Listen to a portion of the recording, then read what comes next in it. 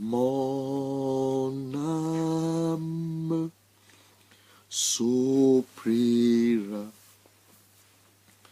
et mon esprit te cherche en lui, Seigneur. Toi seul est le désir de mon cœur et je vis pour t'adorer. Mon âme, mon âme, mon âme, mon âme souffrira et mon esprit te cherche en lui, Seigneur.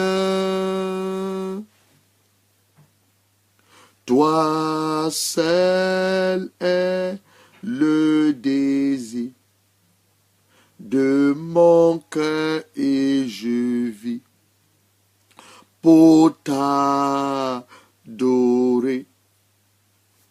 Tu es mon bouclier, mon âme, le roc sur qui j'ai fondé ma vie, Seigneur. Toi seul est le désir de mon cœur et je vis pour t'adorer. Amen, amen, amen, amen, amen. Brika sandaranda so. Amen, amen, amen, amen, amen. Likoba sandaraka so. Amen, amen, amen, amen, amen. Branda sandaranda so kubasa karaka sundu basandaranda sa. Amen, amen, amen, amen, amen. Mes frères et sœurs, nous n'aurons pas longtemps adoré cet après-midi. Je voudrais que nous exhortons. Là, je sors d'un lieu de deuil. C'est pour ça que je me suis habillé comme ça, en noir et blanc. C'est pas le deuil de 2017, non. J'ai été appelé en urgence pour aller assister une de nos mamans qui a perdu son père à l'âge de 93 ans. Et à peine j'ai mis mes pieds dans sa maison, le Saint-Esprit m'a demandé de lui parler de la joie. Quelqu'un me dira, Pasteur Gérard, comment quelqu'un peut perdre son père, tu parles de la joie? Oui, parce que la mort n'a pas de pouvoir sur les enfants de Dieu. Ce que j'ai dit à cette maman. Bon, c'est une parenthèse. Nous allons prier et nous allons nous exhorter.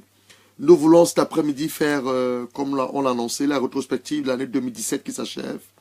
Demain, on sera le 31, on ne parlera plus de 2017. 2017 sera derrière nous. Dieu va remettre les compteurs à zéro à partir de demain, 31 décembre 2017. Et à minuit, 1h, on sera le 1er janvier 2018. On ne parlera plus de 2017. Donc cet après-midi ou ce soir, le Seigneur a des choses à nous dire. Donc nous n'allons pas perdre notre temps. Nous allons baisser la tête là où nous sommes, prier pour nous exhorter, afin que le Saint-Esprit conduise toutes choses. Donc là où tu me suis, mène-moi sur ton cœur. Reprends pour moi, Seigneur Jésus-Christ. Je ne me suis pas disposé pour écouter un homme, mais je me suis disposé pour t'écouter, toi le seul et véritable Dieu. Mais dans ton amour et dans ta bonté, dans ta présence, tu ne fais rien sans le concours d'un homme. Alors ton serviteur à qui tu as que la grâce cet après-midi, l'onction, pour parler de cette rétrospective et la planification pour 2018, Yahweh, qui ne parle pas des choses qu'il connaît, qui ne parle pas des choses de son expérience, qui ne parle pas des choses de sa propre sagesse, de sa connaissance, ou par familiarité, mais qu'il utilise les choses inspirées par ton Esprit Saint. Oui, Saint-Esprit, je diminue, afin que toi tu apparaisses et tu parles à ton peuple, tu parles à tes serviteurs, tu parles à tes servantes, tu parles aux élus de Dieu, et que seule ta volonté se fasse. Tout ceci au nom du Seigneur Jésus-Christ. Prends rapidement ta Bible, Proverbe 16, Proverbe 16. Prends rapidement ta Bible, Proverbe 16, verset 4. Proverbe chapitre 16. Quand on parle d'une rétrospective, on parle d'un examen de conscience. On parle de s'examiner, de s'examiner. Quelle était ma marche avec mon Dieu pendant toute cette année 2017 qui s'achève?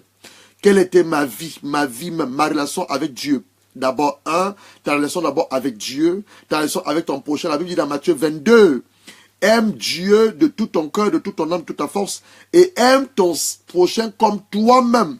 Il y a des gens qui avaient des esprits de rejet. Il y a des gens qui avaient des complexes, surtout les femmes. Surtout les femmes.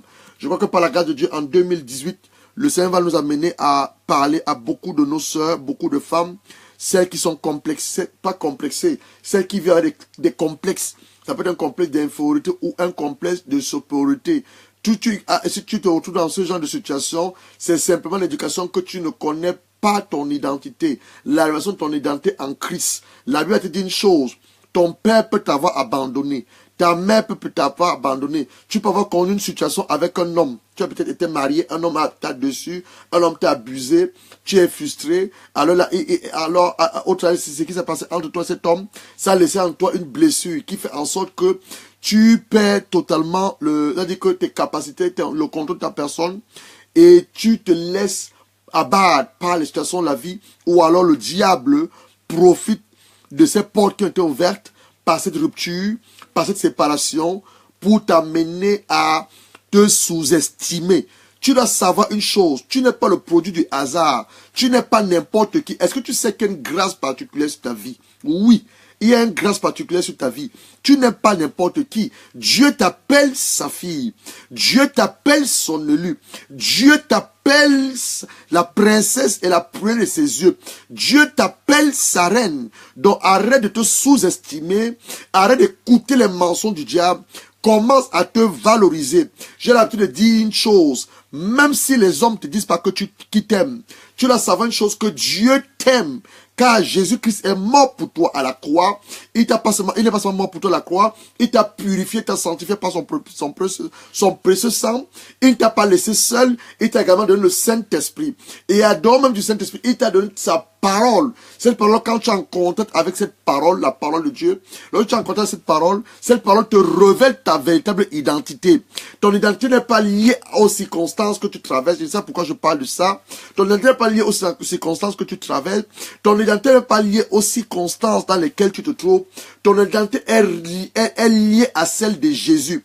Souvenons-nous ce que la parole de Dieu nous dit dans 2 Corinthiens chapitre 5, verset 17. Si quelqu'un est en Christ, dont ton identité est en Christ, et non au travers des circonstances que tu traverses, et non au travers des circonstances ou la situation dans laquelle tu te trouves. Non. Ton identité est liée à celle de Christ. Ce que Christ a accompli à la croix à ton égard. Ton identité est liée à la personne de Christ. Donc l'ADN qui est en toi ne doit pas être l'ADN de ton père, de ta mère, mais c'est l'ADN de Christ. Est-ce que Jésus avait une pensée, est-ce qu'il avait une pensée négative? Est-ce que Jésus avait une pensée d'échec? Pourquoi tu laisses le diable te nourrir avec une pensée négative? Pourquoi tu laisses Satan te mettre une pensée d'infériorité te nourrir avec une pensée d'infériorité, avec un complexe? Pourquoi tu laisses Satan te faire croire qu'à cause de ton âge, tu ne peux plus te marier? Tu es désespéré, tu vas aller dans les relations qui ne glorifient pas Dieu, tu veux aller à cet homme qui n'a même pas cru au Seigneur Jésus-Christ, tout simplement parce que tu es désespéré, ma soeur. Arrête cela, écoute ce que te dit la part de l'Éternel. 2018, c'est une année où Dieu va accélérer les mariages. Écoutez ce que je vous dis de manière prophétique. 2018, on n'est pas encore à demain, c'est demain, normalement que j'avais planifié de donner la vision pour 2018. Mais 2018, ça va être une année de mariage. Je dis 2018, ça va être une année de mariage. Une année de mariage. Donc arrête d'être désespéré, mais sois connecté au Saint-Esprit. Sois connecté aux choses spirituelles et non aux choses charnelles. Tu ne dépends pas de la terre. J'ai expliqué là où je suis parti tout à l'heure dans cette maison constamment éprouvée. Je lui ai dit qu'on vit dans deux mondes. On vit dans un monde spirituel.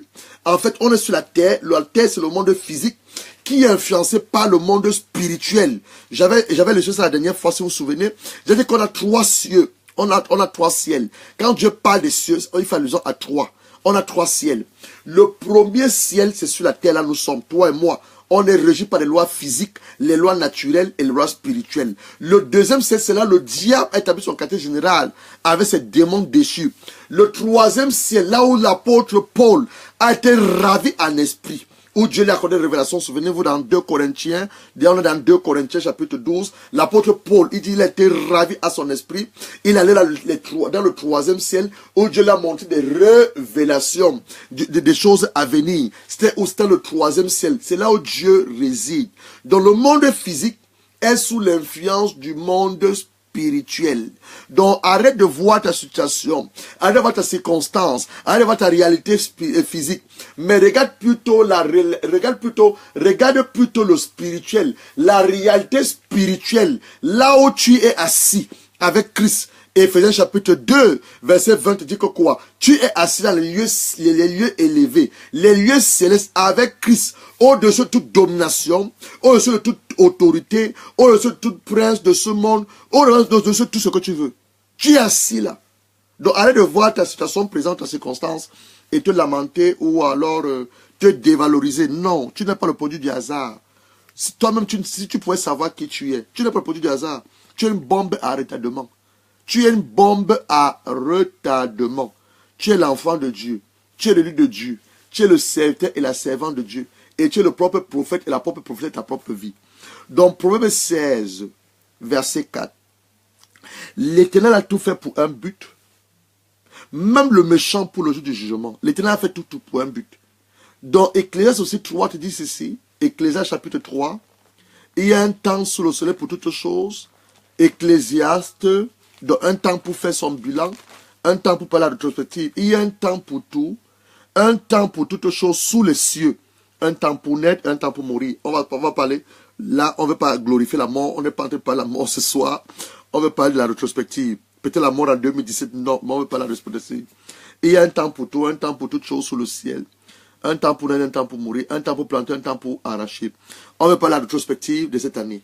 Alléluia. Donc, bien aimé le Seigneur, en phase introductive, qu'est-ce que nous avons dit? Bien aimé le Seigneur, chers frères et sœurs en Christ, nous allons notre Seigneur Jésus-Christ, comme nous l'avons annoncé précédemment, mais surtout avec l'obéissance à la voix du Saint-Esprit. Nous voulons terminer avec nos enseignements live, pas aujourd'hui, mais demain, pour l'année 2017, autant pour nous, comme 2017. Alors, on a dit ceci, depuis le début de la semaine, cette semaine de décembre, jusqu'au 31, jusqu'à demain, si vous suivez la télévision, si vous suivez les médias, les réseaux sociaux, le monde entier, des émissions, des films, des documentaires, des programmes sont diffusés sous le thème rétrospective 2017, en guise de résumé, de récit, des événements positifs comme négatifs qui sont passés durant toute l'année 2017. Quand on parle d'une rétrospective, on parle d'un résumé, on parle d'un récit des événements tant positifs comme négatifs qui ont eu lieu tout au long de cette année 2017. Je crois que le président Macron, Emmanuel Macron, il a été élu président de la République française en 2017. Donc voilà un événement positif. François Hollande est parti. Les événements négatifs, on parle de la guerre de Boko Haram qui est en train de sévir au nord Cameroun, qui est en train de sévir au Nigeria. On parle des attentats terroristes. On parle des morts atroces, des atrocités humaines, les vies qui ont été arrachées brutalement cette terre par le diable. Donc, il y a des événements négatifs qui sont passés en 2017. Donc, dans nos églises, communautés locales, assemblées des saints, ceux de prière, des cultes d'adoration de grâce ou de Thanksgiving se préparent, qui donnent lieu à des grandes résistances. Les salles sont repeintes. Les cartes d'invitation sont envoyées, les flyers ont été faits, même postés sur les réseaux sociaux. Les hommes et les femmes courent vers des magasins de luxe pour acheter des beaux costumes pour ces grandes cérémonies de célébration du 31 décembre 2017. Mais il est notre leçon et c'est d'une importance capitale que pour tout enfant de Dieu, ma soeur, écoute ce que te dit la part de Dieu, au de courir aller faire ta tête. Comment je vais m'habiller demain le 31. Allez voir ton tailleur. Allez voir toutes ces choses, c'est des bonnes choses que vous tentez de faire. Mais ce n'est pas une priorité. Ce n'est pas la priorité. Alors, on dit l'un de l'autre ressort. C'est une importance capitale pour tout enfant de Dieu. Serviteur, servant de Dieu, peu importe ton titre, fonction responsabilité dans l'église, que nous marquons une pause. Donc là, on sort même de un jeûne. On avait 2 jours de jeûne. Nous marquons une pause en vue de refléter sous forme d'un bilan. Donc tu dois faire ton bilan avant la fin de cette année. Ou alors une auto-examination. En nous posant de très bonnes questions. Donc chacun de nous doit faire un bilan. Pendant que je suis en train de parler en ce moment, le Saint-Esprit va commencer à mettre l'accent ou le doigt dans certaines choses dans vos vies. Pendant que je parle maintenant, le Saint-Esprit va commencer à mettre l'accent ou le doigt dans certaines choses concernant vos vies. Alors, Quand on parle d'un bilan, on parle d'un bilan ou auto-examination, on doit se poser des bonnes questions.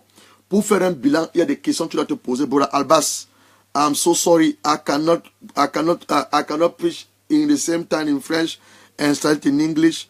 I will have to call you after this broadcast and give you the resume.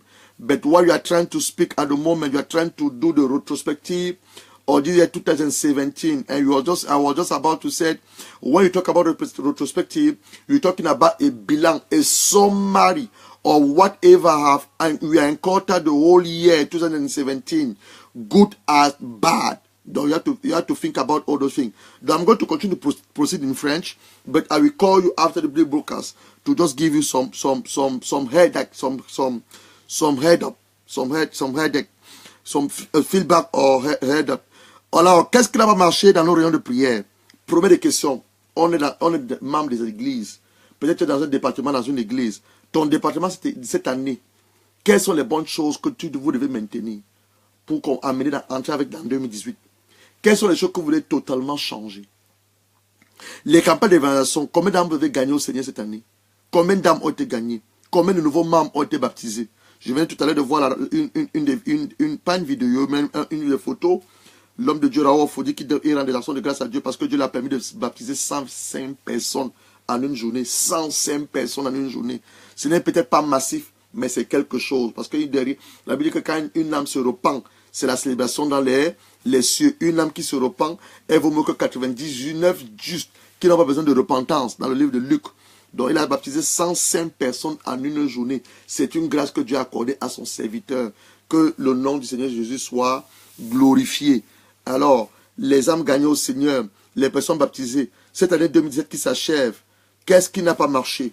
Dans un seul et unique but, de ne pas dormir sur les lauriers. On se pose toutes ces questions-là pour ne pas dormir sur ces lauriers ou sur des trophées, mais de consolider ce qui a marché afin de faire mieux pour l'année qui s'annonce dans un premier temps. Et deuxièmement, concernant les échecs, on doit creuser pour connaître quelles sont les vraies causes. Qu'est-ce qui m'a mené à échouer? Pourquoi cette année 2017, j'avais planifié faire ceci? La chose n'a pas marché. Donc, quand tu poses ces bonnes questions, le Saint-Esprit va te révéler exactement ce qui n'a pas marché. C'est pour ça que pendant que je suis en train de parler maintenant, le Saint-Esprit va commencer à vous révéler dans certains domaines de vos vies. Voilà ce qui n'a pas marché. Peut-être ton domaine, le domaine de la prière. Tu n'as pas assez prié. Comme je vais parler tout à l'heure sur l'entrepreneuriat. L'entrepreneuriat, je parle du travail. Parce que le Dieu ne cesse pas de me parler depuis 4 jours dans ce domaine de l'entrepreneuriat. Et en guise, avant même que je n'en parle de ça, il m'a dit, mes enfants se plaignent beaucoup. Beaucoup se plaignent, ils ne sont pas bénis par moi, ils ne sont pas riches. Pendant que les gens qu'on appelle les gens du monde sont bénis, ils sont élevés, ils sont riches, ils ont que des positions de dignité. Le Seigneur, par son Esprit Saint, m'a dit, mon serviteur, tu sais pourquoi? Parce que vous, les enfants, il faut dire ça à mes enfants passent leur temps à dormir. Un enfant de Dieu qui dort jusqu'à midi, qu'est-ce qu'il pense que quelque bon va sortir de lui? Un enfant du monde qui se lève à 3 heures, 4 heures. Les musulmans se lèvent à 3 heures, ils vont à la mosquée prier. L'enfant de Dieu est en train de dormir, en train de ronfler. C'est à midi qu'il va se lever. Et quand il se lève, au lieu de chercher au travail, c'est que la première chose qu'il cherche, il cherche à manger. Il cherche à manger. Donc, le Saint-Esprit a commencé à me parler beaucoup sur l'entrepreneuriat et la méthodologie de comment travailler même par rapport à 2018. Parce que 2017, ça va aussi être une année d'alliance. Dieu va faire des alliances avec des hommes et des femmes en 2018. La gloire de Dieu va être visible dans la vie des hommes et des femmes qui vont pouvoir payer le prix. Des hommes et des femmes, je parle à des hommes qui vont pouvoir payer le prix pour 2018. Dieu a fait des alliances avec vous. Il va élever plusieurs d'entre vous dans le domaine du travail, le domaine de l'entrepreneuriat. Il m'a parlé beaucoup de l'entrepreneuriat, beaucoup le domaine du travail. On en parlera quand le moment nous sera propice. Donc on dit ceci, quand on se pose toutes ces questions-là, dans un seul but, pour ne pas dormir sur nos lauriers ou nos trophées, mais consolider ce qui a marché, afin de faire mieux pour l'année qui s'annonce, dans un premier temps. Deuxièmement, concernant les échecs, ce qui n'a pas marché, creuser pour que les vraies causes de ces échecs et les corriger. Galates 6, verset 7 à 8 nous dit ceci, ne vous y trompez point, on ne se moque pas de Dieu, ce qu'un homme aura sémé. Donc qu'est-ce que tu as sémé en 2017? Tu dois le récolter aussi avant la fin de l'année 2017. Ce qu'un homme aura sémé, il le moissonnera. Celui qui sème pour la chair, moissonnera la chair et la corruption. Mais celui qui sème pour l'esprit, moissonnant l'esprit de la vie éternelle. Jérémie chapitre 1, verset 12. La parole de Dieu dit, l'Éternel me dit, tu as bien vu Jérémie, car je vais sur ma parole pour l'exécuter. Donc ce que Dieu dit, il accomplit. Dieu n'est pas un homme pour mentir. Dieu n'est pas un être humain qui te donne une promesse, il ne va pas l'accomplir. Non. Dieu, quand il dit sa chose, il le fait. Il le pense. Un homme peut te dire des choses, il ne le pense même pas. Il ne le fera même jamais. Mais Dieu t'a dit que tu es béni, tu es élevé. Ça veut dire que ce qu'il dit sur toi, c'est la vérité. Donc le premier aspect dans lequel nous devons faire nos bilans, pour leur objectif, c'est d'abord le domaine spirituel. Je vais commencer à vous dire que nous vivons sur une terre physique. Nous vivons sur le physique qui est influencé par le spirituel. Donc quand je dois faire mon bilan d'abord doit commencer dans le domaine spirituel avant d'aller dans le domaine physique. Alors, le bilan spirituel, car Dieu notre Père, créateur et esprit, et dans 1 Thessaloniciens 5, verset 23-24, il dit que le Dieu de paix vous sanctifie lui-même tout entier, que tout votre être, l'esprit, l'âme et le corps soient conservés irrépréhensibles lors de l'avènement de notre Seigneur Jésus-Christ. Celui qui vous a appelé est fidèle, c'est lui qui le fera. L'homme est un esprit. Donc toi qui m'écoutes mon frère, ma soeur, tu es un esprit, tu possèdes une âme et tu vis dans un corps. Ce que dit la maman tout à l'heure, dit la maman, ton père, 93 ans, il est décédé. Célèbre le Seigneur. Parce qu'il a vécu jusqu'à 93 ans. Tu ne sais même pas si toi tu vas vivre jusqu'à 93 ans. Cet homme où je suis allé tout à l'heure, là, il y a encore quelques heures, il a vu ses enfants, ses petits-enfants, les arrière-petits-enfants, jusqu'à la 4e génération. Il a accompli la parole de Dieu. Il a accompli la parole de Dieu. Donc, dit la maman, arrête de pleurer, célèbre ton père, célèbre Dieu d'avoir appelé ton père à son sein. Donc, l'homme est un esprit. Donc, tu reprends après moi, je suis un esprit, je possède une âme et je vis dans un corps. Le corps que vous voyez du pasteur Gérard, ma tête que vous voyez, ma bouche qui parle, ce n'est pas ma propre personne. Ma personne, c'est mon esprit. Mais mon esprit, si tu ne le vois pas. Donc, mon âme qui est cachée aussi à moi, tu ne la vois pas. C'est-à-dire que quand on dit une personne s'est endormie, parce que les enfants de Dieu ne meurent pas, non, on s'endort dans le Seigneur. Quand un enfant de Dieu s'endort, qu'est-ce qui se passe? Son âme retourne au propriétaire. Dieu est le Père de toutes les âmes. Dans Ézéchiel 18, il dit le Père de toute âme, dont l'âme retourne au Père, et l'esprit ne meurt pas. L'esprit ne meurt pas parce que l'esprit est éternel. L'esprit vient de Dieu, l'esprit ne meurt pas. Dans le domaine spirituel, première chose que tu dois faire comme ton bilan, ta relation avec Dieu. Quelle était ta relation avec Dieu pendant toute l'année 2017? Ta communion avec Dieu, comment elle a été?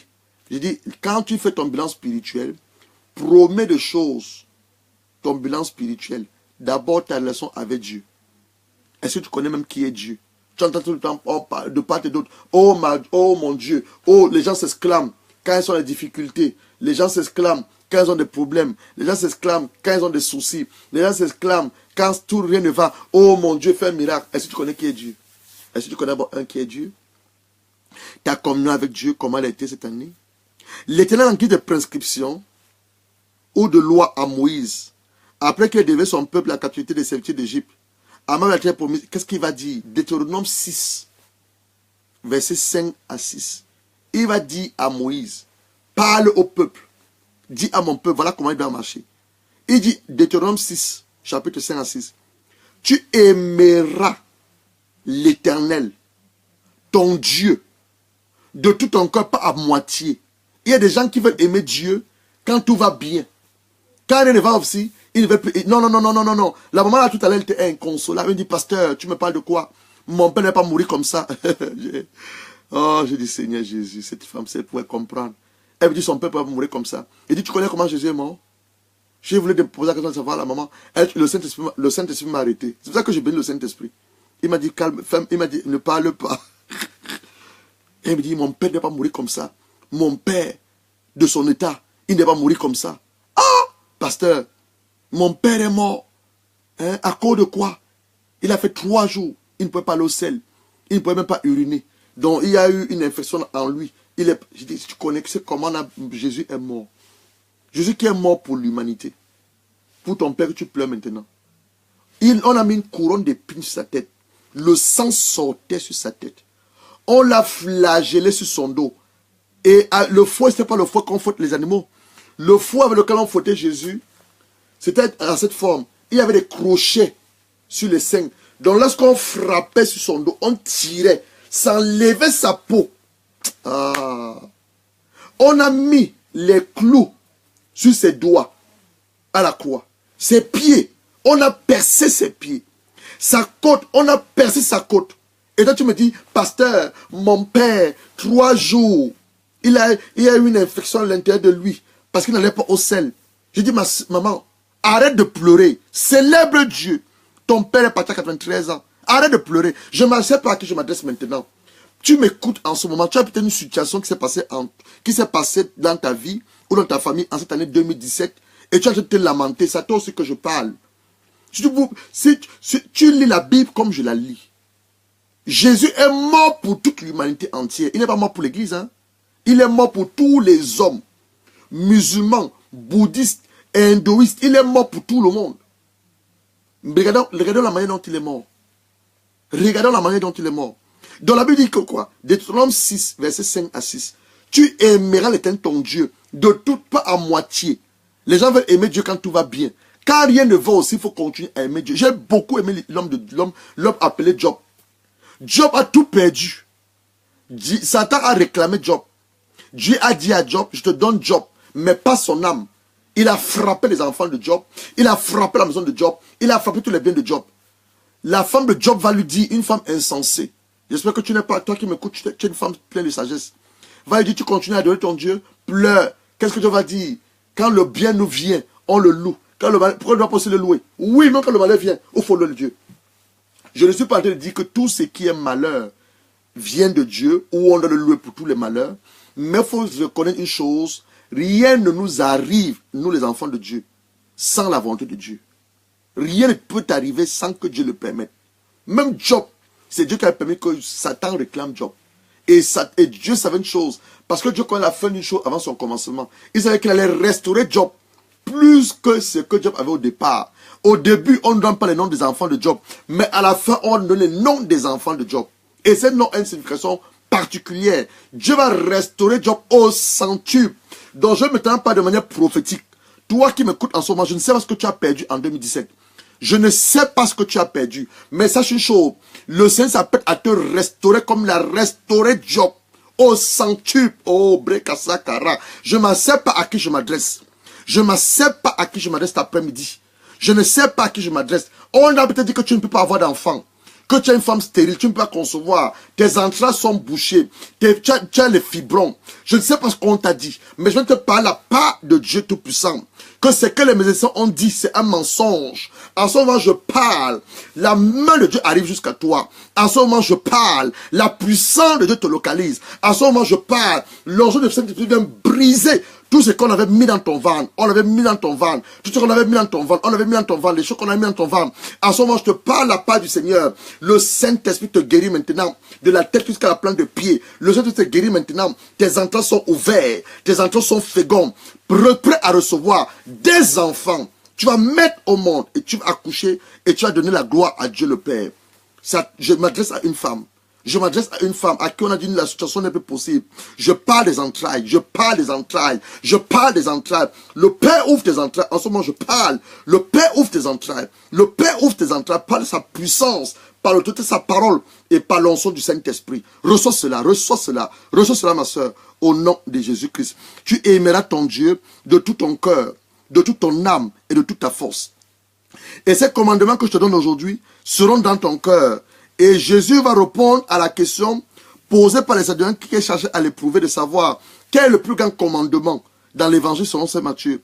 Matthieu chapitre 22, verset 34 à 40, il va reprendre la même chose.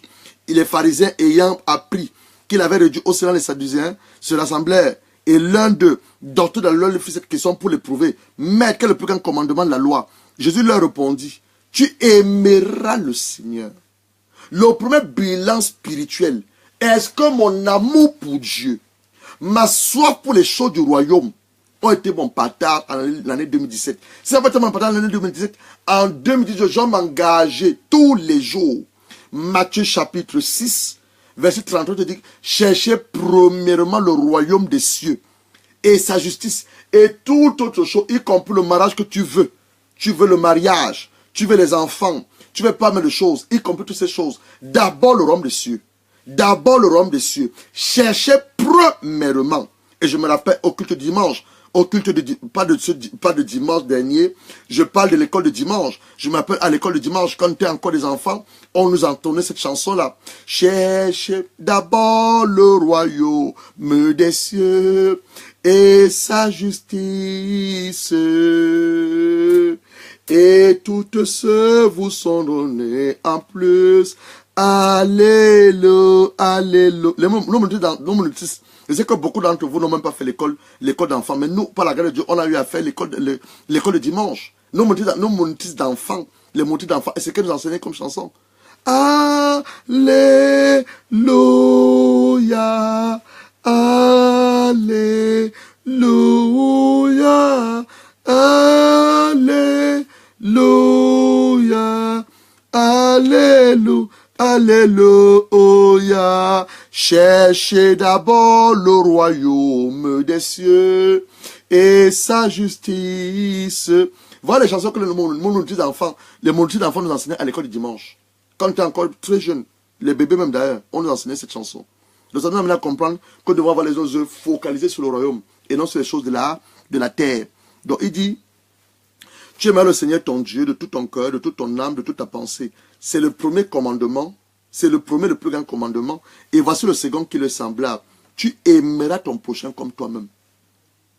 De ces deux commandements dépend toute la loi et les prophètes. Nous sommes en train de nous poser la question en tant qu'enfant de Dieu, serviteur de Dieu, servant de Dieu. Que veut dire aimer le Seigneur de tout ton cœur, de toute ton âme, de toute ta pensée? Selon ce que le Saint-Esprit nous a révélé, c'est une dépendance absolue. Quand Dieu dit aime-moi de tout ton cœur, de toute ton âme et de toute ta pensée, ça veut simplement dire que tu dois dépendre de manière absolue et totale à Dieu. Pas te remettre à les mains d'un homme, pas te remettre à les mains d'une femme, non. Ta vie est cachée en Christ, Colossiens 3, verset 3. On est caché en Jésus. Donc tu dois dépendre. C'est qu'est-ce que j'entends par là? Le travail que tu veux faire, que tu demandes à Dieu, tu dois dépendre. C'est-à-dire que tout, tes affaires, ton mariage, tes enfants sont les dons que Dieu t'a donnés. Donc tu dois dépendre absolument et totalement de Dieu.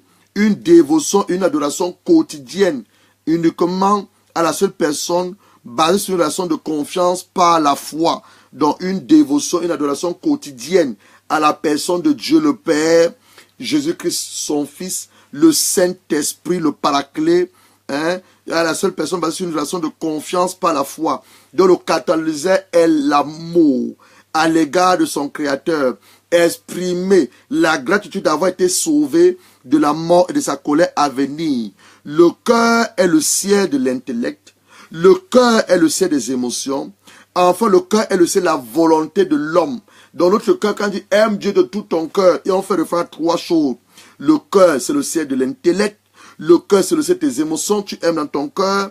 Enfin, le cœur, c'est le ciel de la volonté humaine. C'est dans le cœur que tu décides de soit d'aimer Dieu ou soit de ne pas aimer Dieu. La volonté humaine. Donc, tout enfant de Dieu, ayant accepté Jésus comme Seigneur et Sauveur personnel, par l'œuvre de la régénération, a reçu un nouveau cœur. Qu'est-ce que Jésus dit? Il dit, je vous donnerai un cœur nouveau. Parce que votre cœur d'avant était un cœur rebelle à l'égard de Dieu. Votre cœur d'avant était un cœur rebelle à l'égard des principes de l'Éternel. Mais moi, je vous donnerai un cœur nouveau. Pourquoi nous donner un cœur nouveau? Afin que nous aimons Dieu. Autre est ce cœur nouveau. Je vous donnerai un cœur nouveau de la part de Dieu, dans lequel le désir de l'aimer et de lui obéir seront devenus vos priorités. Loin de la vie de péché, de la nature pécheresse. Mais combien d'entre nous peuvent dire qu'en cette année 2017, nous devons totalement et parfaitement honorer Dieu sans nous détenir de lui pour une raison ou pour plusieurs. Je dis ceci, combien d'entre nous en 2017, voilà le 2017, demain le 31, peuvent dire en levant la main, on a la présence de Dieu. Tu peux dire ça, mon frère, ma soeur, que tu as totalement aimé Dieu toute cette année. Tu l'as honoré dans toutes choses. Tu n'as pas pris des raccourcis. Tu n'es pas allé à gauche. Tu n'as pas menti. Tu n'as pas... Non, qui peut le faire? Personne. Moi-même qui vous parle, je ne peux pas dire, je ne peux pas le faire. Je ne peux pas le dire que j'ai totalement. Non. Il y a eu des moments où j'ai sûrement dévié. Il y a des moments où, au lieu de dire peut-être ce que Dieu m'a dit, j'ai peut-être dit des choses selon ma pensée. Donc, c'est par exemple qu'on a pris ces 2 jours, pour demander à Dieu de nous parler de nous-mêmes, une introspection sur nous-mêmes. Un moment où on devait demander pardon à Dieu, se réconcilier avec Dieu d'abord et se réconcilier avec nos frères. Tu dois savoir une chose, quand tu n'aimes pas ton frère, tu es en train d'aller à l'encontre de la parole de Dieu. Donc, si tu n'as pas manifesté l'amour à l'égard d'une personne, tu as manqué de pardonner une personne, tu as même manqué de confesser tes propres péchés, mon frère, tu ne peux pas dire qu'en 2017, ta relation avec Dieu était parfaite, excellente. Ce n'est pas possible. Ce n'est pas possible. Il y a eu un moment où tu as dû injurer une personne. Il y a eu un moment où tu as dû peut-être mentir. Il y a eu un moment où l'orgueil est entré en toi. La jalousie est entrée en toi. La fausse modestie. Tu as regardé quelqu'un avec les mauvais yeux.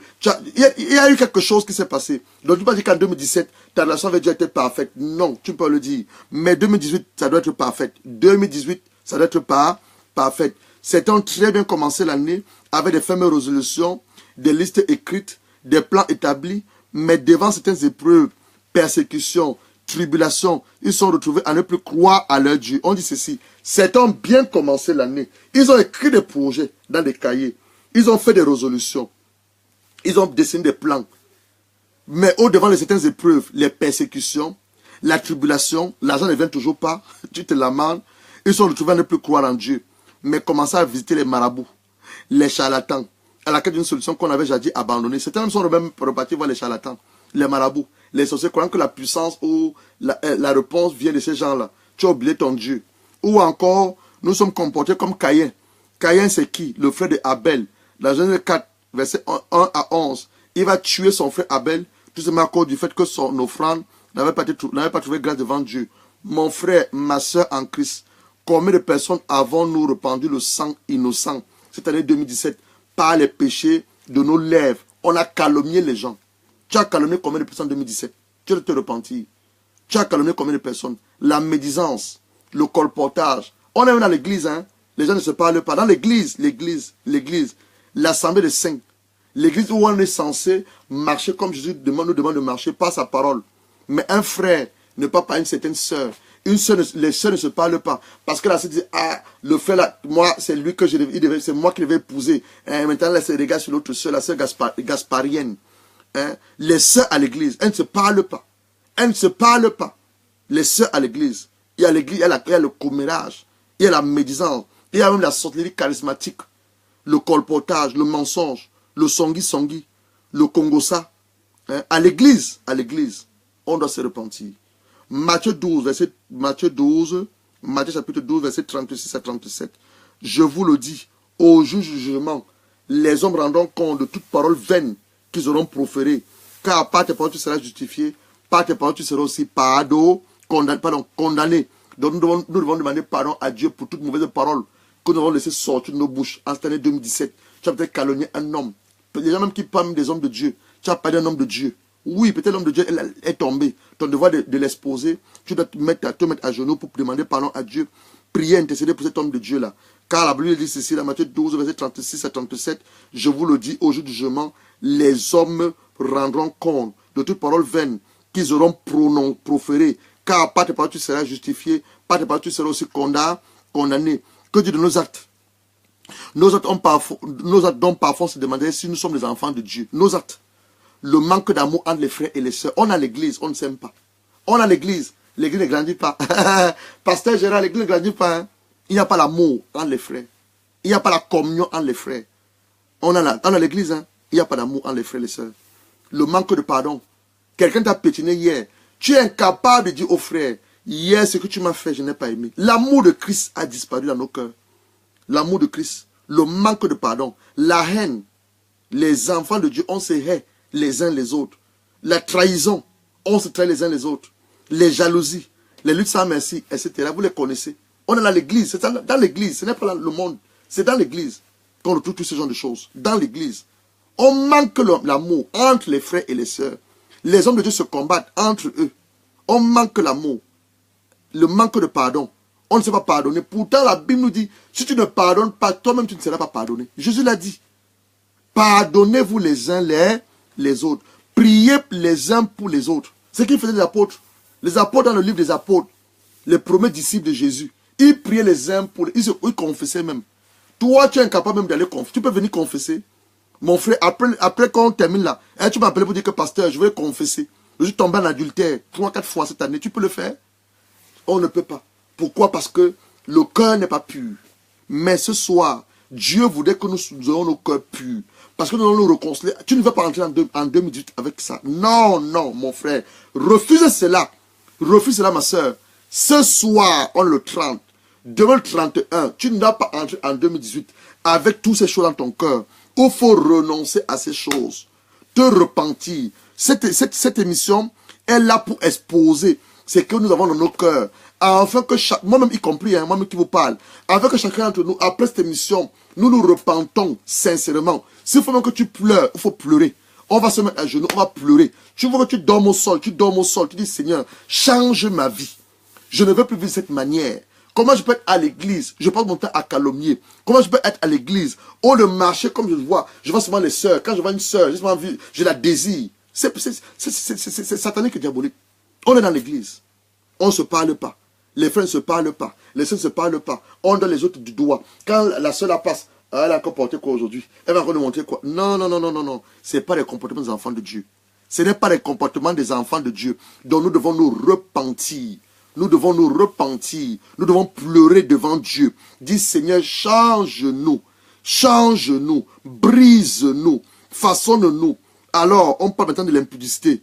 C'est l'impudicité. Ça n'est pas mettre l'accent sur l'impudicité. Dans plusieurs pratiques, on est à l'église, mais les gens vivent dans l'impudicité. Tu es dans l'église avec la sœur, les jours de réunion, après la réunion, vous allez faire vos bêtises. C'est à toi que je m'adresse. Il faut te repentir, mon frère, et arrêter ça. On a longtemps parlé de la sanctification cette année. On a longuement parlé sur la sanctification. On a longuement parlé sur la sanctification. Nous avons longuement parlé que les femmes qui vivent avec des hommes qui ne sont pas leurs maris, des femmes qui acceptent qu'un homme les traite comme deuxième femme, troisième femme, elles acceptent de vivre le concubinage. Tu as été créé pour vivre le concubinage, ma soeur. Comme ta mère a vécu le concubinage, toi tu veux vivre le concubinage. Les femmes qui acceptent être deuxième femme. La polygamie, la polygamie ne vient pas de Dieu. La polygamie ne vient pas de Dieu. Dieu a donné à Adam une seule femme. Monogame. Toi, tu sais être pour la polygamie. Ta maman était deuxième. Parce que tu sais pas, les situations sont difficiles. Hein. C'est Dieu ici. Hein. C'est Dieu à Abidjan. Hein. C'est Dieu au Cameroun. C'est Dieu au Gabon. Qu'est-ce qui est Dieu? Rien n'est Dieu dans le royaume de Dieu.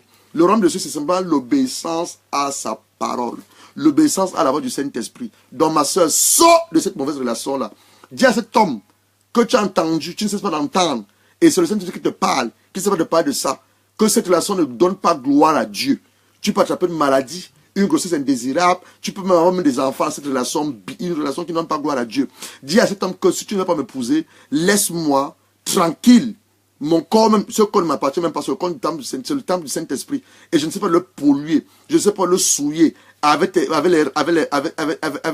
les rapports que j'entretiens avec toi. Donc laisse cet homme partir. Laisse cet homme de partir. Qui parle de ta vie, ma soeur. Demande, mon frère, à cette femme-là qui t'engraisse, cette femme qui te donne l'argent, tu connais sa voiture, tu dis que je suis un sugar, un mignon garçon, je suis un mignon garçon, hein? J'ai mamie sugar. Tu es devenu quoi? Tu es devenu, non pas proxénète, tu es devenu quoi? Un gigolo? Oui, c'est le mot comme c'est le mot là. Le mot là, gigolo, tu es devenu gigolo, tu vis maintenant au détriment des femmes. Ton Dieu est où? Où est-ce que tu mets ton Dieu? Mon frère, sors de cette relation. Abandonne cette vieille femme qui peut avoir l'âme même de ta mère. Sors de cette relation. Focalise sur ton Dieu et Dieu va te conduire vers ta femme. Ça, c'est par rapport à l'impudicité. C'est par rapport à l'impudicité. 1 Pierre 1, verset 7 nous dit ceci. Il jugera les impudiques. Dieu jugera les impudiques parce qu'il est un Dieu saint. Il jugera les impudiques. Ceux qui abordent de telles choses. L'apôtre Paul, dans l'une de ses recommandations, dans 1 Corinthiens 6, verset 10, dit que fuyez l'impudicité. On demande de fuir, pas de résister. Fuis l'impudicité, mon frère. Fuis l'impudicité, ma soeur. La disparition de la crainte de Dieu. On ne craint plus Dieu. Nous ne craignons plus Dieu. Pour l'adoration des idoles, proscrites par Dieu, les sectes pernicieuses, les clubs ésotériques. On retrouve les enfants de Dieu dans les sectes pernicieuses, les clubs ésotériques, l'entrée dans les loges, tout ça à la recherche de la gloire. Les gens veulent la gloire, pourtant la gloire c'est dans Dieu. Le pouvoir, la recherche pour le pouvoir, la célébrité, avoir un nom, être riche avant le temps de Dieu. Ils vont dans les loges. Tout ça, c'est les idoles que plusieurs d'entre nous adorent, continuent à adorer, qui n'est que la manifestation, qui n'est que autre, le manque, la manifestation de la crainte de Dieu, qui est disponible au milieu de nous. en oubliant qu'on ne peut pas servir 2 maîtres. Tu ne peux pas servir 2 maîtres. Tu ne peux pas servir maman et tu ne peux pas servir Dieu. Soit tu sers maman, tu restes avec maman, vous allez aller à l'enfer.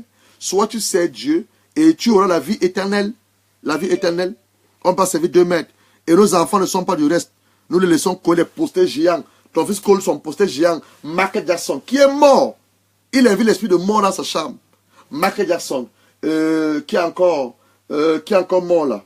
Vous les connaissez. Michael Jackson, Whitney Houston. Ta fille dit que je vais être comme Whitney Houston. Elle va inviter quel esprit? L'esprit de mort de Whitney Houston. Whitney Houston. On colle, on les laisse. Ils se veulent se coiffer comme les artistes. Je vais me coiffer comme Ronaldo. Je vais me coiffer comme Samuel Eto'o-Fils. Je vais me coiffer comme Yannick Noah. Ça, c'est l'idolâtrie. Dieu est l'idolâtrie. Il dit, petit enfant, fuyez les idoles. En une seule journée, 32 000 personnes sont mortes à cause de l'idolâtrie. Moïse, dans Exode 32, ils avaient fait un veau d'or. Aaron a fait un veau d'or. Il a dit aux enfants de Dieu, voilà le Dieu qui va délivrer de la captivité en Égypte. Dieu s'est fâché. Il a demandé à Moïse, estimez-moi tous ces gens-là. 32 000 personnes sont mortes par l'épée des enfants de Lévi.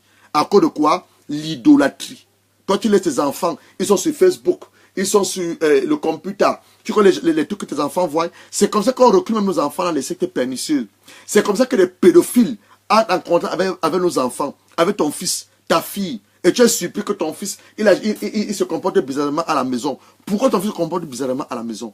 Pourquoi il se comporte bizarrement à la maison? Parce qu'il est en contact avec un esprit satanique et diabolique derrière Internet, au travers de computers. Donc tu vas regarder ce que tes enfants font à la maison. On n'a pas les chambres de posters, les chambres des footballeurs, les jeux de tennis, les artistes, les musiciens. Ils veulent se coiffer comme eux, faire des incisions communément appelées tatouages sur leur corps. Le tatouage, l'enfant de Dieu ne fait pas le tatouage. L'enfant de Dieu ne doit pas faire le tatouage. Le tatouage, c'est une abomination. L'enfant de Dieu ne fait pas le tatouage. On ne fait pas les piercings. Tu mets un truc sur ta langue, tu mets un truc sur ton oreille. Ce n'est pas l'enfant de Dieu. L'enfant de Dieu ne fait pas ce genre de choses. Tatouage sur le corps. Ton corps, le temple du Saint-Esprit. Dans le temple du Saint-Esprit, tu ne dois pas le violer. Tu ne dois pas le souiller. Tu ne dois pas abuser ce corps qui ne t'appartient pas. C'est le temple du Saint-Esprit. Où est donc l'amour de Dieu dans tout ceci? Surtout sa crainte. La relation avec son prochain. On doit aimer nos prochains comme nous-mêmes. Ça doit être un amour désintéressé ou être un amour intéressé. Les enfants de Dieu, de nos jours, on aime simplement parce qu'on nous fait du bien. Quand quelqu'un te fait du bien, oh, je l'aime. Oh, je l'aime. La sœur, elle m'a encore gardé une chemise. Oh, j'aime la sœur. Non. Ton amour est un amour désintéressé. Christ est venu mourir, il ne te connaissait même pas. Christ est venu pour acheter ton âme, il ne te connaissait même pas. Donc il est mort avec un amour désintéressé. Mais toi tu veux avoir un amour intéressé, pourquoi? Tu es enfant de Dieu, pourquoi tu veux avoir un amour intéressé? Tu aimes seulement quand on te fait du bien. Quand on te parle bien, on va te faire des reproches. C'est là où tu aimes. Ma soeur, regarde ton cœur. Mon frère, regarde ton cœur. Ta relation avec ton prochain, comme nous l'avons dit plus haut, quand il y a des crises en ces temps de faim, il n'y a plus de respect au milieu de vous. Il n'y a plus de respect au milieu de nous. On ne se respecte même plus. Plus de respect au milieu de nous.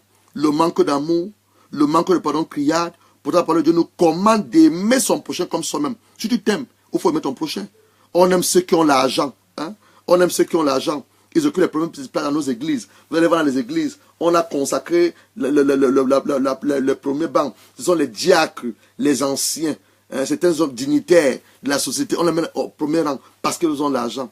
On ne cherche plus à comprendre le Saint-Esprit. On ne cherche plus à connaître la relation de Dieu. Jésus a passé toute une nuit à prier pour les 12 disciples. Toute une nuit, il priait pour les 12 disciples. Lui qui était Dieu, il a prié toute la nuit pour que Dieu lui révèle les 12 disciples. Mais nous, dès que quelqu'un vient à l'église et on le voit avec une mallette, il a un peu d'argent. Ah, pasteur, je suis directeur tel. On le prend, on le met au premier banc. Il devient maintenant le diacre. On le prend, on le met au premier banc. Il devient maintenant l'ancien. Dieu nous demande des comptes. Dieu nous demande des comptes. Donc, ils occupent les premières places dans nos églises. Ceux qui viennent de nos familles, ceux qui viennent des familles aisées. Et que faisons-nous donc?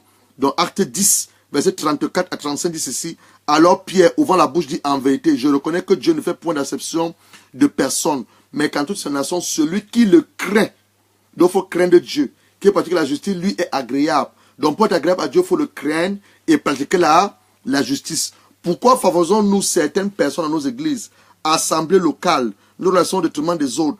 Les autres personnes ne sont-ils pas les créatures ou les enfants de Dieu? C'est la question que nous posons.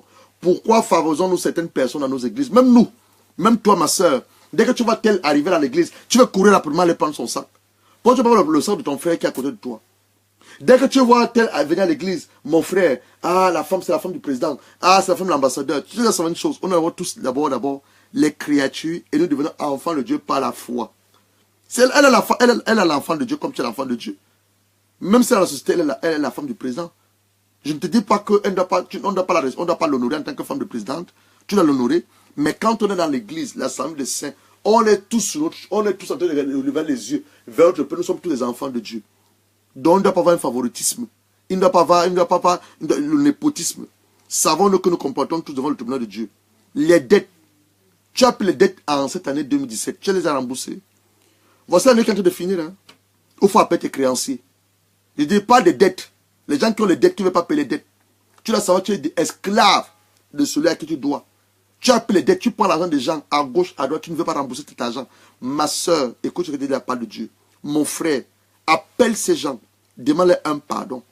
Prends l'engagement en toi-même que avant la fin du 31 janvier 2017, pardon, 31 janvier 2018, tu vas rembourser tes dettes. Tu vas les rembourser tes dettes par la grâce de Dieu. Les engagements non respectés, les promesses non tenues. Plusieurs enfants de Dieu vivent dans des dettes, oubliant que chacun est esclave de ce qui a été fait de lui. Ou encore, le créancier vit aux dépens de celui à qui l'emprunte. Les engagements et les promesses non honorées. Et plusieurs font allusion aux auteurs de pauvreté. C'est faux. Ce n'est pas l'auteur de pauvreté, mon frère. C'est toi-même qui as un problème avec l'argent. Tu vas chez Pierre, tu empruntes. Tu vas chez Irène, tu empruntes. Tu vas chez Jean, tu empruntes. C'est toi. Ce n'est pas l'auteur de pauvreté, c'est toi. Il faut être honnête envers Dieu. Il faut être honnête envers toi d'abord, toi-même. Honnête envers toi-même. Dis, Seigneur, je veux être honnête envers moi-même. Je reconnais que j'ai un problème avec l'argent. Je suis toujours en train d'aller emprunter. Délivre-moi de cela. Ce n'est pas un auteur de pauvreté, mon gars. Ce n'est même pas une malédiction liée à la pauvreté dans ta famille. C'est toi qui as un problème avec l'argent. Dès que tu as un problème dans tes mains, tu veux tout dépenser. C'est toi qui as un problème. Tout n'est pas diabolique. Tout n'est pas diabolique. Nous devons reconnaître nos propres erreurs. Alors et pourtant ces auteurs n'ont pas de pouvoir sur nous. Manquant de sagesse et sur de discipline. Tu manques la sagesse et la discipline de la vie. Tout ce que tu vois, tu vas acheter. Oh, ça alors c'est grave. Combien de robes tu as acheté cette année 2017, ma soeur? Combien de robes? Voilà notre aspect que le Saint-Esprit me parlait encore par rapport aux orphelins. Par rapport aux gens qui sont dans les hôpitaux, les malades dans les hôpitaux. Par rapport aux veuves. La vraie religion, ça touche à 3 personnes. La vraie religion. Les orphelins, les veuves et les malades. Les pauvres aussi. Tu peux mettre les pauvres. Je reprends. La vraie religion, 3 domaines. Les orphelins, les veuves, les pauvres, les malades dans les hôpitaux. Les prisonniers, tu peux aussi ajouter les prisonniers. Combien de robes tu en as acheté? Tu ne portes même pas ces robes. Alors pendant que je te parle, je prie par la grâce de Dieu, que le Saint-Esprit met en toi, que tu as dans ta garde-robe, tu prends tous les robes que tu n'as pas portées. Tu regardes un orphelin dans ton quartier, tu vas lui donner ça. Je prie aussi mon frère, je sais pas combien de costumes cette année. Plein de costumes dans ton garde-robe, tu ne portes même pas. Les chemises. Je prie aussi, par la grâce de Dieu, que le Saint-Esprit met en toi, cette chair dans ton cœur. Tant que tu n'as pas fait cela, tu ne seras pas en paix. Tu enlèves les chemises que tu ne portes pas. Il y a des gens qui n'ont même pas d'habits. On voit ça tous les jours à la télévision, on rit. Ah, c'est en Syrie. Mon gars, ayons la compassion de Jésus. Prends ces chemises, prends ces costumes, prends ces chaussures, envoie dans un orphelinat. Ou va dans un hôpital. Tu vas dans un hôpital, là les gens qui sont malades, ils n'ont même pas de quoi s'habiller. Tu vas les donner ça. Je te dis, tu le fais, tu vas voir la gloire de Dieu. Je te dis, tu le fais, tu verras la gloire de Dieu. Tu m'appelleras pour me dire que, pasteur, ce que tu avais demandé que je devais faire, je l'ai fait. Et voilà ce que Dieu a fait avec moi. J'ai dit que 2018, Dieu va établir des alliances avec ses enfants. Il va élever plusieurs d'entre vous en 2018. Mais cela passe par l'obéissance à la voix du Saint-Esprit, sacrifice et la soif de Dieu. L'obéissance, je reprends. L'obéissance à la voix du Saint-Esprit, sacrifice de sa propre personne et la soif de Dieu. Il faut avoir soif de Dieu en 2018. La soif de Dieu. Plusieurs vivent au-dessus de leurs moyens. Toi, tu vis au-dessus de tes moyens. Tu gagnes peut-être 1 million de francs CFA. Tu vis au-delà de 5 millions de francs CFA. Tu gagnes 500 pounds. Tu vis avec quelqu'un comme 5000 pounds. Tu gagnes 1000 euros. Tu vis comme avec quelqu'un qui gagnait 10 000 euros. Tu vis au-dessus de tes moyens. Tu vis au-dessus de tes moyens. Que fait la parole de Dieu? Dieu est un Dieu d'ordre. Un planificateur par excellence. Ou encore, on ne peut que dépenser ce qu'on a. Concernant les promesses de la parole. Concernant les promesses, la parole ne concerne pas tenir. De ne pas en tenir, mais simplement dire par la grâce de Dieu que ton oui soit oui, ton non soit non. Tu as fait plein de promesses aux gens, tu ne les as pas tenues. La parole de Dieu te dit à ne pas faire de promesses aux gens. Dis seulement oui. Bon frère, si c'est possible, je vais t'aider. Plusieurs font des promesses à ceux qui sont en Afrique. Je t'envoie de l'argent. Tu n'envoies jamais. Elle dit que le diable prend ces choses-là et t'accuse devant Dieu. Parce que les gens à qui tu dis que tu vas envoyer, tu mets l'espoir dans leur cœur. Elle dit que les gens à qui tu dis que tu vas aider, tu mets la paix dans leur cœur et à la fin tu ne fais pas. Elle dit que le diable prend ça pour t'accuser auprès de Dieu. Tu le sais? Tu le sais? Dieu est un Dieu d'ordre et un planificateur par excellence. Tu dois dépenser ce que tu as et ne pas faire des promesses à bout de champ. Ne fais plus les promesses aux gens à bout de champ. Si c'est possible, selon tes moyens, fais des actes ponctuels. Prends l'argent, tu appelles quelqu'un en Afrique, tu bénis la personne. Un acte ponctuel. Même ceux qui sont en Afrique, tu as un peu de moyens là-bas, va dans un village, tu bénis les gens, tu peux aller dans un village, tu creuses un puits et tu donnes l'eau potable à ce village-là. Dieu se souviendra de toi. Tu peux aller dans un village, il n'y a pas à manger. À la fin de l'année, tu achètes des sacs de riz, tu achètes de l'huile, tu achètes du sel, tu amènes dans ce village-là. Dieu se souviendra de toi. Tu peux avoir une situation qui est bloquée, tes affaires qui ne marchent pas. Pendant que tu m'écoutes comme ça, le Saint-Esprit te révèle les choses par rapport à des affaires qui sont bloquées. Alors pourquoi Dieu débloque tes affaires là? Va dans un hôpital. Va dans un hôpital, tu regardes les malades. Tu regardes les malades, c'est malade à l'hôpital. Tu dis, ok, tu comptes 10 malades, tu dis, je m'engage de payer leurs soins. Je m'engage de payer leurs médicaments. Fais-le. Tu vas voir la gloire de Dieu. Tu vas voir la gloire de Dieu. En même temps, par les sacrifices. Le premier sacrifice que nous devons faire, c'est nous-mêmes. Notre propre vie, nous devons donner ça à Dieu. Nous devons donner ça à Dieu. Le premier sacrifice. Romains 12, verset 1 dit ceci. Nous vous exhortons à offrir vos corps comme un sacrifice vivant. Donc, ce corps qui ne t'appartient pas, tu vas le donner à Dieu. Il dit ceci. J'ai parlé tout à l'heure de l'impudicité. J'ai parlé des jeunes filles qui couchent avec des hommes qui peuvent avoir l'âge de leur père, qui vivent avec des hommes qui ne sont pas leurs maris. Elles sont dans le deuxième, en concubinage, ou elles sont dans une relation d'adultère, ou elles sont deuxième femme, troisième femme. Il faut arrêter ce genre de choses. J'ai parlé des jeunes gars, des jeunes garçons qui conduisent des mamans qui peuvent avoir l'âge de leur mère. Maintenant, voici ce que Romains 12 dit. Ce corps-là que tu es en train de détruire, ma soeur, ce corps que tu es en train de détruire avec cet homme, mon frère, ce corps que tu es en train de détruire avec cette vieille femme-là, ça ne t'appartient pas. Ce corps-là, Dieu voudrait que tu donnes ton corps-là, que tu dis que c'est ton corps, ça ne t'appartient même pas, ce corps, le temple du Saint-Esprit, que tu lui donnes ça à lui. Romains 12 te dit, offrons nos corps comme un sacrifice vivant, saint et agréable, qui sera de votre part un culte raisonnable au Seigneur. Plusieurs ont vécu et continuent à vivre dans l'impudicité. Je dis plusieurs ont vécu et continuent à vivre dans l'impudicité. Tu ne dois pas vivre dans l'impudicité. Tu dois vivre dans la sainteté. Ton Dieu est un Dieu saint. Il est le péché, mais il aime le pécheur. Donc arrête. On ne sait pas de parler de la sanctification. On ne sait pas de parler de la sanctification. C'est à toi qu'on s'adresse. C'est à toi qu'on s'adresse. Tu continues. Il y a une maladie qui va sûrement t'arriver. Tu continues. Fais attention. Quelque chose de grave va t'arriver. Parce que lorsque Dieu parle, il insiste sur quelque chose. Parce que Dieu s'apprête soit à te bénir, soit à une malédiction, quelque chose de grave risque de t'arriver. Donc fais attention. Sors l'impudicité, les plaisirs de la chair, et à quoi et pourquoi nous offrons nos cœurs, nous offrons nos corps. D'autres offrent leur corps en sacrifice humain. Ils font des pactes avec le monde des ténèbres pour la richesse prématurée. Vous allez entendre que dans un certain village, dans un certain quartier, les jeunes meurent à 30 ans parce qu'ils ont fait des pactes avec le diable pour vivre. Ils disent que vivre jeune et vivre heureux et jeune, vivre heureux et mourir jeune. Un truc de ce genre. Vivre heureux et mourir jeune. Du n'importe quoi. Le diable les trompe. Ils font des pactes avec le diable. Ils sacrifient leur corps. Ils sacrifient les entrailles. Ils sacrifient les yeux à l'ennemi. Et il les donne un peu d'argent. Avec quelques temps, vous entendez que ces gens-là sont morts de mort prématurée, à cause des richesses prématurées. Ou bien que la parole de Dieu nous rappelle que nos corps sont le temple du Saint-Esprit. Et si quelqu'un détruit le temple de Dieu, Dieu aussi va le détruire. Et les hommes, certains servants de Dieu, ne sont pas du reste. Plusieurs scandales en cette année 2017 ont été médiatisés, repris par les réseaux sociaux. Plusieurs d'entre eux ont une relation extra-conjugale avec même les fidèles de l'Église. Bien qu'étant mariés, des divorces en cascade, des grossesses prématurées, le schisme dans l'Église en sont le résultat. Est-ce que cela, Dieu les a-t-il appelés? Mais comme je disais tantôt, par rapport à ces hommes de Dieu, Dieu lui-même a traité avec ses serviteurs. Ce sont ses serviteurs. Ce n'est pas à nous de les traiter, ce sont ses serviteurs. Tes offrandes et tes dîmes. Et tes offrandes et tes dîmes maintenant reflètent ce que tu gagnes chaque fin de mois. La dîme, c'est quoi? C'est le 10e de ta portion. C'est le 10e. Est-ce ta dîme reflète ce que tu gagnes chaque fin du mois? Nous ne nous trompons pas et ne volons surtout pas Dieu. Lorsque sa malédiction s'abat sur nous, nous crions à lui. Nous l'invoquons comme si nous le connaissons.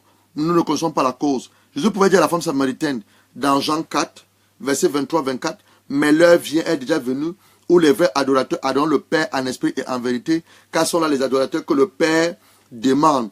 Dieu est esprit, il faut que ceux qui l'adorent en esprit et en vérité. Dans nos offrandes et dîmes, en plus l'obéissance à la parole de Dieu, c'est une forme d'adoration. Donc lorsque je vais avec ma dîme, comme je l'ai demain avec ma dîme à l'église, non pas demain, oui demain, comme je l'ai avec ma dîme à l'église demain le 31, ou mon sacrifice, ou mon prémisse, parce qu'il y a aussi le prémisse c'est la première part de ton revenu, demain, je vais faire quoi? C'est une adoration que j'apporte, c'est une adoration que je lève au travers de mon offrande, au travers de mon sacrifice à l'égard de Dieu. Car nous reconnaissons que ceci nous vient de lui et de nos propres efforts. Nous devons donc lui être reconnaissants.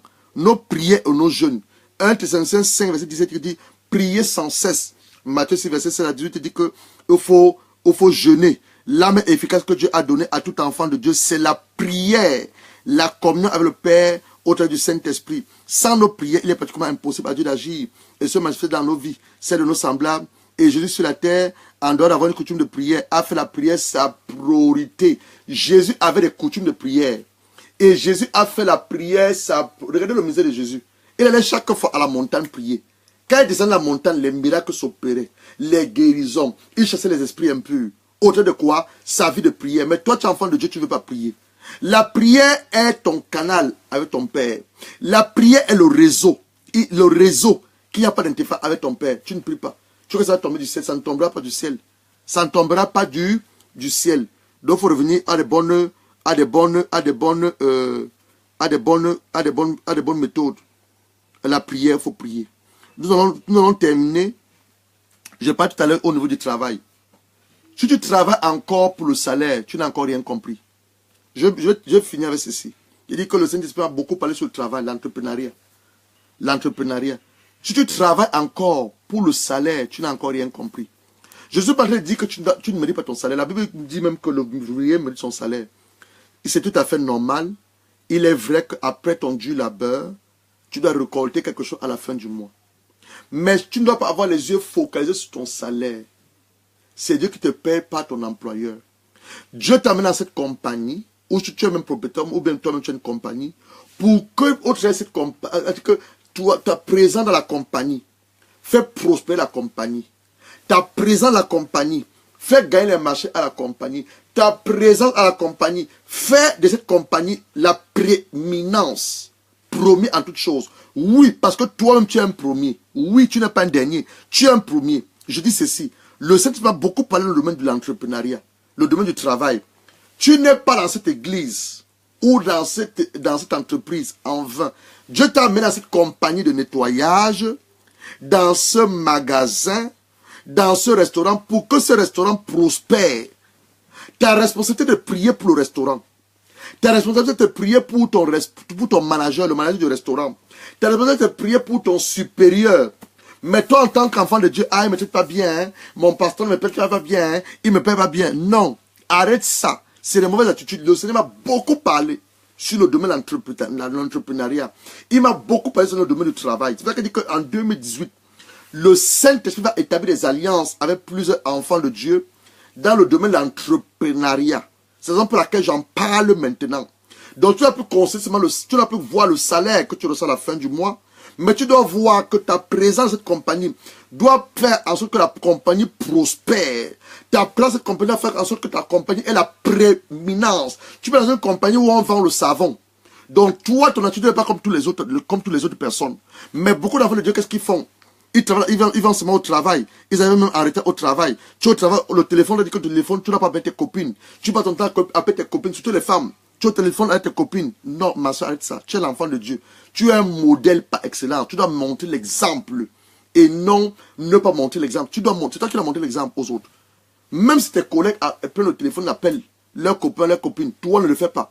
Toi, est la diligence dans le travail. Et au travail, ce que tu vas faire, Dieu va t'élever. Dieu va t'élever. Sachez une chose. Dieu ne va jamais t'élever. Dieu va jamais t'élever comme ça. Dieu nous élève toujours au travers des hommes. Donc, Dieu t'a amené à cette compagnie-là pour que, un, tu pries pour ton patron. Deux, tu sois un modèle. Et troisièmement, quand tu es ta personne, et ta compagnie est la prééminente. Et là où tu es, c'est au travers de là que Dieu va t'élever. Dieu va t'élever. Toi seulement travail. Sois ponctuel. Le travail commence à 7 heures. Sois au travail à 6h45. Tu arrives, tu rends grâce à Dieu, tu prends possession des lieux, tu sanctifies le lieu là où tu travailles. Tu commences à prier pour ton patron, prier pour tes collègues, pour que vous ayez la communion, la compréhension, une bonne cohésion, la tête qui vous a été donnée, la faveur de Dieu aille au-devant de vous. C'est les prières que moi-même je fais. C'est les prières que je fais. Et Dieu va commencer à exploiter ton travail. Commencer à exploiter ton travail. Exploiter ton travail. Donc c'est le domaine de l'entrepreneuriat. Il m'a beaucoup parlé du domaine de l'entrepreneuriat. Beaucoup parlé du domaine de l'entrepreneuriat. Comme ça, il m'a dit que ses enfants se plaignent, que les gens du monde sont bénis. Eux ne sont pas bénis à cause du fait quoi? On est paresseux. Tu dois reconnaître que tu es paresseux. On est paresseux. On dort jusqu'à 12 heures. Or que les gens qu'on appelle les enfants du monde, ils se lèvent à 3 heures. Certains même qui sont musulmans, ils prient. Ils vont conduire le taxi. Mais toi, l'enfant de Dieu, tu dors jusqu'à 12 heures. Tu baves. Tu ronds. Tu ronds. Et quand tu te réveilles, ah, j'ai faim. Tu grattes ton ventre. Tu grattes ton ventre. Mon gars, tu dois changer. Tu dois changer. 2018, c'est une année de gloire. 2018, c'est une année d'élévation. 2018, c'est une année de puissance, d'autorité, d'onction. Une année d'alliance. Une année du surnaturel divin. Si tu manques de changer ces attitudes en 2017 et entrer en 2018 avec ça, mon gars, on va encore se retrouver le 31 décembre 2018. Hein, on va encore se regarder. Ta vie n'aura pas avancé d'un bout. Mais ta vie doit avancer. Ta vie doit avancer. Et pour que ta vie avance, il faudrait que tout ce que le Saint-Esprit nous dit en ce moment, tu prennes ça comme des bonnes résolutions. Tu vas sur tes genoux, tu demandes pardon à Dieu. Seigneur, je reconnais que tout ce que ton serviteur a dit, je me reconnais à l'intérieur. Je vais te demander pardon. Lave-moi par le sang de Jésus-Christ. Brise-moi. Change-moi. Je veux être un homme qui te craint. Je veux être un homme qui te loue. Je veux être un homme qui t'adore. Je veux être un homme qui te plaît. Dont la vie te plaît. Je veux avoir plus de soif de toi. Soif de toi. Maintenant, pour la planification de la 2018, comment on planifie une année? Comme Dieu l'a dit, il a fait tout chose pour un but. Donc demain, on va accueillir 2018, le 31 demain, avec les actes prophétiques. Je ne veux pas que tu manques demain. Demain, achète du jus de raisin, si tu es baptisé dans les eaux profondes, le jus de raisin, le pain sans levain, tu n'as pas le pain sans levain, achète du pain. Achète l'huile d'olive, achète le sel de cuisine, achète une bassine, on va laver les pieds, et ton parfum, le parfum que tu mets. Le sel va sanctifier certains d'entre nous. Plusieurs ont eu des combats en 2017. Les gens ont été rejetés en 2017, mais par la puissance du sel, la faveur de Dieu va se dégager en toi. La faveur du sel va se dégager en toi. L'onction d'huile, c'est pour briser les alliances et les liens.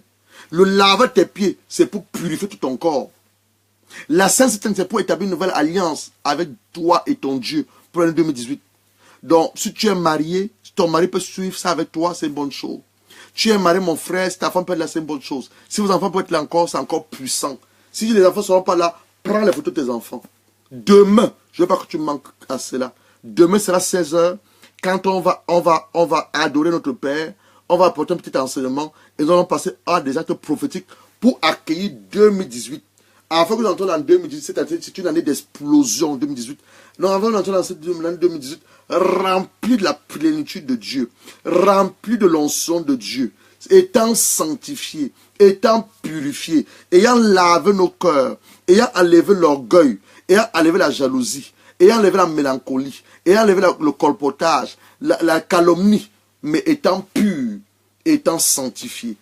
Donc voilà ce que on va faire demain. Mais déjà, tu as un travail ce soir. Tu as un travail. Tout ce qu'on t'a dit ce soir, de la part de Dieu, au travers de son Saint-Esprit, tu as un travail. Le travail, c'est quoi? Un, c'est la repentance. Il faut te repentir sincèrement. Demander pardon à Dieu. Papa, j'ai même pas aimé mon voisin. Mon voisin de palier, je ne le parle même pas. Je suis allé un jour même cogner à la porte de mon voisin de mon palier. Lui proposer même de l'eau à boire, même une banane. Or que la Bible me dit que de aimer mon prochain comme moi-même. Qui est ton prochain? Ton prochain, c'est la première personne que tu vois. Ça peut être ton mari, ta femme, tes enfants. Ton voisin. Quelle est ta relation avec ton voisin? Donc, mon frère, chacun de nous a un travail. Donc, cette nuit, tu as un travail avant l'appel de demain 16 h. Ton travail, c'est quoi? Premièrement, c'est te repentir. Demander pardon à Dieu. D'abord, un, être honnête envers toi-même. Il faut être honnête envers toi-même. Ça, c'est d'un. De deux, te repentir. Tu dois te repentir. Trois, demander la grâce de Dieu. Implorer la grâce de Dieu. La grâce de Dieu. Quatrièmement, Dieu au Saint-Esprit te remplit. Saint-Esprit, remplis-moi. Remplis-moi, Saint-Esprit. Je ne veux pas entrer en 2018 comme j'ai été en 2017. Remplis-moi, Saint-Esprit. Là, tu dois briser, brise. Là, tu dois mettre le doigt. Mets le doigt, Saint-Esprit. Mets le doigt, Saint-Esprit. C'est pas le moment d'appeler maintenant. Mets le doigt, Saint-Esprit. Excusez-moi pour cela. Mets le doigt, Saint-Esprit. Mets le doigt, Saint-Esprit. Mets le doigt, Saint-Esprit. Remplis-moi, Saint-Esprit. Remplis-moi, Saint-Esprit. Remplis-moi, Saint-Esprit. Donc, vois ton travail. Partagez cette vidéo, mes frères, je vous en supplie. Partagez cette vidéo. Ça a béni beaucoup de personnes. Et surtout demain, invitons le maximum de personnes à se connecter. Demain, c'est un moment prophétique. Demain, c'est un moment de puissance. Demain, c'est un moment de gloire. Demain, c'est un moment où, avec les actes prophétiques, le Saint-Esprit va se manifester puissamment. Je suis en train de prier Dieu pour que le Saint-Esprit se manifeste, va se manifester puissamment par des délivrances. Demain, c'est un moment de délivrance. Les moments de délivrance, les moments de restauration, les moments de guérison, le moment de dernier miracle. Ton dernier miracle, c'est demain. Ton dernier miracle, c'est demain, avant le 1er janvier. Ton dernier miracle, le last miracle, le miracle de la dernière heure, c'est demain. Ne manque pas ce miracle. Ne manque pas, pour de demain à 16 h. Invite un homme à se connecter. Invite une femme à se connecter. Partagez la vidéo ce soir. Partagez la vidéo ce soir. Dieu a fait du bien à un homme. Il a fait du bien à une sœur. Oui, il y a une sœur qui se pose des questions. Il y a un homme qui se pose des questions. Est-ce que ce Dieu-là existe? Dieu existe. Il est vivant. Il est puissant. Il n'a jamais changé. J'ai toujours l'habitude de dire, je ne sais pas un Dieu qui est mort, mais je sais un Dieu puissant, super puissant. Je le connais. Je le vois à l'œuvre. Je le vois se manifester. Je le vois agir. Il y a un embouteillage de témoignages. Il y a un embouteillage de témoignages. Je crois que la première semaine du mois de janvier, on va faire seulement une journée de témoignages. Une journée de témoignages. Toi-même qui m'écoutes ce soir, je te dis que tu auras un témoignage. Tu auras un témoignage. Tu auras un témoignage. Connais-toi demain. Demain, à quelqu'un se connecter demain. Et demain, nous allons faire des actes prophétiques. Je ne veux pas que tu manques demain. Demain ne manque pas pour aucune raison. Ne manque pas pour aucune raison. Demain sera 16 h. Quand nous allons adorer, nous allons apporter un message et nous allons commencer à proclamer, prophétiser la parole de l'Éternel et faire passer aux actes prophétiques. Les actes prophétiques et nos vies ne seront plus jamais la même. Priez aussi pour moi qui suis votre serviteur afin que Dieu me remplisse davantage par son onction, afin que le Saint-Esprit inspire les paroles de ma bouche, que je ne dise pas des choses de moi-même, je ne dis pas les choses pour moi, pour vous faire plaisir, mais je dis les choses que j'entends de lui, les choses que j'entends de notre Père, et que seule sa volonté se fasse. Donc nous allons nous arrêter là pour ce soir. Comme je dis, chacun de nous a un travail, moi aussi j'ai mon travail à faire, c'est d'aller sur nos genoux, être honnête envers nous-mêmes, demander à Dieu de nous pardonner, nous repentir, se réconcilier avec un homme ou avec une femme, réconcilier avec quelqu'un, et le reste demain pour 16 h. Pardonnez cette vidéo, mes frères. Pardonnez la vidéo à nos amis. Pardonnez la vidéo. Et invitons un maximum de personnes à se connecter demain à 16 h. Que Dieu vous bénisse. J'étais votre serviteur, le pasteur Gérard. Tu veux me contacter, tu peux m'appeler par mon Messenger. Ou alors demander mon numéro de téléphone. Et Dieu nous fera beaucoup de bien. Alors sur ce, nous vous embrassons. Nous vous laissons la paix de notre Seigneur Jésus-Christ. Que le Saint-Esprit continue à vous parler. Et demain, nous allons nous retrouver à 16 h pour un moment de puissance, un moment de délivrance, de restauration, de miracles, d'enseignement, mais surtout un moment d'actes prophétiques. 4 actes prophétiques. La Sainte Seine, le sang de Jésus, le lavage des pieds, l'onction d'huile, le sel de cuisine, et le 5e, ton parfum. Je veux dire, souffle, tu vas souffler ton parfum. Le parfum a pour but de quoi? Te donner une bonne odeur. Il y a des gens, même quand ces parfums trouvent des mauvaises odeurs, ils repoussent des gens. Pourtant, ta bénédiction passe par une personne. Donc, en te parfumant demain, avec l'onction qui sera relâchée, tu vas commencer à attirer les gens. Au lieu de les repousser, tu vas les attirer. La Bible dit que nous devons être le parfum de Christ. Une odeur agréable. Une odeur agréable, l'odeur du Saint-Esprit. Au lieu d'attirer les gens, toi, tu les repousses. Mais après les actes prophétiques de demain, tu vas commencer à attirer les gens. Le sel est censé donner la flaveur à la nourriture, un goût à la nourriture. La Bible dit que nous sommes le sel de la terre. Donc partout où je pars, je dois exprimer ou je dois refléter cette saveur. Partout où je pars, la foi de Dieu doit être dégagée devant ma vie. Maintenant, partout où tu pars, les portes sont fermées, fermées, fermées. Mais après la prière de demain, oh, les portes seront ouvertes. Les portes seront ouvertes. Les portes seront ouvertes. Que Dieu te bénisse. Je suis excité à être à demain. Je ne sais pas par rapport à toi, mais je suis excité à être à demain. Mais avant demain, nous devons nous repentir. Nous réconcilier avec notre Père, Dieu le Père, avec nos frères et nos sœurs. Demander à Dieu de purifier vraiment nos cœurs, afin que demain, dans sa présence, nous ne manquons aucun de ces miracles. Aucun de ces miracles. Si tu as aussi un témoignage, envoie ton témoignage. Parce que la première semaine du mois de janvier, on aura un jour spécial des témoignages. Que Dieu vous bénisse. J'étais votre serviteur, le pasteur Gérard. Et sur ce, je vous dis qu'à demain, 16 h, pour ce moment de prophétie, de déclaration prophétique, d'un moment de proclamation, un moment surtout pour accueillir 2018 avec des actes prophétiques. Que Dieu vous bénisse. À plus tard.